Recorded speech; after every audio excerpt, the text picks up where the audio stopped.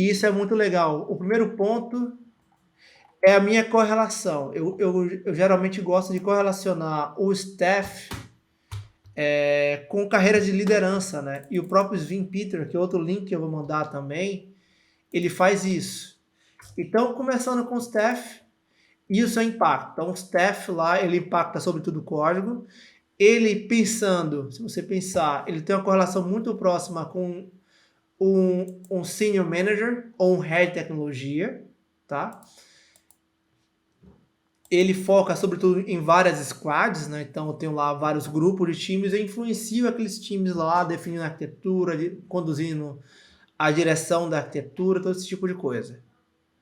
E sempre salientando que não é um padrão, não é uma lei que te obriga a usar o CERF para isso. É uma convenção. Assim como tem uma convenção para sênior, uma pessoa com entre 5 e 7 anos de experiência. Embora se lançaram aí o sênior de 2 meses, mas no geral, empresa mais de referência em tecnologia, eles levam muito a sério o termo sênior, tá? Então, assim, sênior é um indivíduo com 5 a 7 anos, com conhecimentos, especialidades, e o staff ele é o próximo passo da carreira de liderança, então ele começa a estar próximo, né, de um head ou um senior manager para impactar o código, o time, começa a mentorar, então ele está começando a conhecer, está próximo das OKRs da empresa, né, então dos números, ele começa a sentir o cheiro mais próximo disso e ver como pode impactar e por aí vai. Em seguida, vem o principal.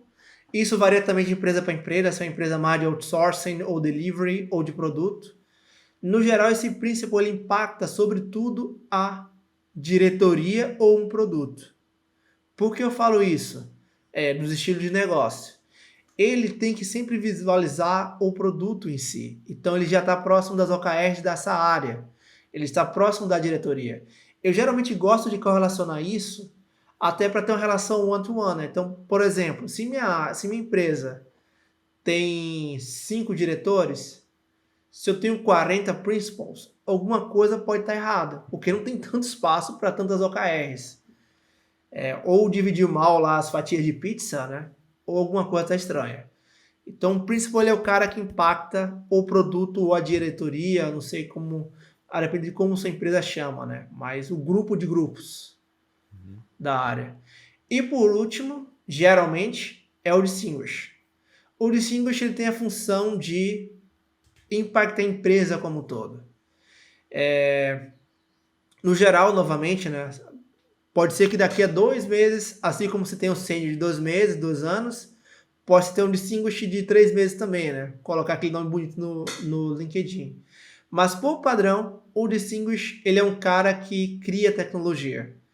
No geral, poucas pessoas chegam a essa cadeira, tá? Então, assim, vou dar alguns exemplos. Então, James Gosling, ele é o pai do Java e ele é Distinguished Engineer, se eu não me engano, da Amazon até o momento.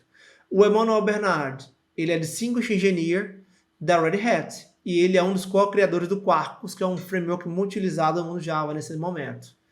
Em seguida, também temos o Give King, que ele também é Distinguished Engineer da Red Hat e ele é o criador do Hibernate, né? Que podemos dizer que foi a primeira aplicação open source do ORM.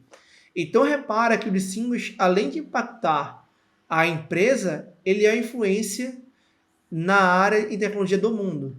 Tá? Então ele é o pai de alguma tecnologia que ele criou. Então uma tecnologia usada, padrão de mercado, esse tipo de coisa. Um ponto que eu sempre chamo a atenção, né? Otávio, eu tenho um programa de Champion. O que é um programa de Champion? Um programa de reconhecimento de uma empresa que te fornece. Por exemplo, Microsoft MVP. Na Oracle, tem o Oracle Ace. Isso quer dizer que eu sou uma referência? Depende, porque um programa de reconhecimento, né, que é um Champion, que se chama, né, então Microsoft MVP, o Oracle, ele tem o objetivo de acelerar o Amazon Hero a adoção da tecnologia. Então é um produto muito mais de marketing do que um prêmio, né, de marketing ou iniciativa de marketing do que a iniciativa técnica em si. O objetivo não é diminuir o prêmio, mas dá uma olhada lá, vou até compartilhar o material, tem um livro legal do John Bacon que ele fala sobre isso. O programa de Champion, ele é um programa de marketing. Você é um braço de marketing fora da empresa. Então, MVP, você é um braço da Microsoft fora da empresa. Novamente, não quer dizer que você não seja um bom técnico, mas isso não deveria ser o único qualificador para um Distinguished Engineer. Então, por exemplo, o Duke Choice Award, o mundo Java, ele é um bom indicador, porque ele é uma avaliação técnica, indiferente da empresa. Um JSP Award, que é um prêmio que você recebe em diversas categorias, que você é premiado a partir de uma especificação ou de um padrão que você cria no mundo Java. A Alan Turing Award, que é tipo um Oscar da área da computação, e por aí vai. Então, assim, geralmente, a IBM tem até um site, né, com esses Distinguished Fellow Engineers. E tem o número total de fellows que existiram, os ativos e os prêmios, né? Então, tem um contador de prêmios que eles receberam. Então, tem 5 Nobéis e 5 Alan Turings. Então, assim, a nomenclatura não é só um cara que impacta, mas é um cara referência mundial. É um engenheiro distinto. O mundo olha para ele de uma forma diferenciada. Tá? E são esses os rankings. O último, isso varia muito de empresa para empresa. Tem legado, tem essas adaptações. Tem o Fellow, que acaba sendo a mesma correlação em algumas empresas. Tá? Então, às vezes a empresa quebra mais. Tem empresa que coloca Staff, Principal, Distinguished Fellow. Tem empresas que colocam Staff, Senior Staff, Principal, Principal Distinguished. Aí tem empresa que faz Staff, Senior Staff, Principal, Senior Staff, ou Senior Principal, Distinguished, Senior Distinguished e o Fellow. Isso varia de empresa para empresa, mas o último rank, indiferente se é um Fellow ou um Distinguished, ele geralmente é um cara que impacta a empresa e que impacta o mundo. Ele é o pai de alguma tecnologia. E o que é interessante mencionar aqui é que essa nomenclatura ela é usada normalmente por empresas mais modernas. Assim. Quando eu chamo de moderna aqui, não é necessariamente o que a empresa produz, mas é que ela já estruturou recentemente, provavelmente, essa hierarquia, vamos dizer assim, já dando esses nomes. Né? Em empresas mais antigas, a gente costuma ver outros nomes, normalmente especialista 1, especialista 2, por aí vai. Mas aí entra até a pergunta que eu queria fazer para você, Otávio. Imagina que a pessoa Mas é o indicador, né? Só toma cuidado com isso. Porque lembra do... A gente tá ficando velho, cara. Lembra do ágil? Que tinha o pessoal lá que era o PM. Aí a empresa, eu sou ágil, então eu vou trocar lá o que é o PM. Agora você não é PM, você não é um Product Manager. Você agora é um Product Owner. E se criou vários problemas processuais. Então... No fim, não era um Scrum, é um Waterfall de 2 semanas. Então, toma esse cuidado também nessa evolução de carreira. Não é apenas renomear o papel.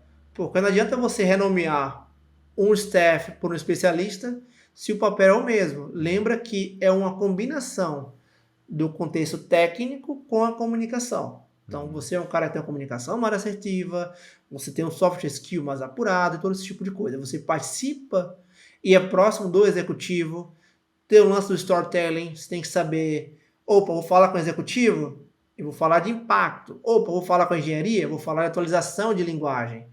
Não faz sentido chegar para um diretor e falar, vamos atualizar para o Java 17. Eu tenho que falar os impactos disso, né? Produtividade, performance e segurança. Para a engenharia, eu posso falar, vamos atualizar para o Java 17. Então, assim, são vários conceitos só para não... eu vou ser atual, vou só atualizar o nome. Então vai ser o mesmo problema que teve com o Ágil, né? Sim. Não entenderam. Exatamente. E talvez seja até uma questão aqui, estava pensando, né? Para quem trabalha numa empresa, talvez com esse formato mais antigo, talvez seja até uma questão dessa própria pessoa que quer progredir ou que já talvez tenha uma alta senioridade na empresa para meio que apresentar isso de alguma forma, dar um direcionamento e educar a empresa de que existem posições ali que merecem talvez responsabilidades diferentes, porque isso também vai trazer de alguma forma um impacto ali positivo para a empresa. Sim, e o mais legal é que o livro cobre esse assunto. Então ele ensina você justamente a levar esse conceito, né? Então, um dos últimos capítulos falam sobre isso. E o ponto legal, ele tem vários cases de várias empresas para você ler e entender. Tem um podcast com essas pessoas que ele entrevistou. Então pode sim gerar vários insumos para você entender o que cada um faz. E além disso, também tem eu sempre falo do livro do artigo do Sven Peter, que ele fala justamente nisso, né? O impacto, o que se espera da posição do ranking e em mais detalhes. Então vale muito a pena aí você dar uma olhada nesse tipo de material.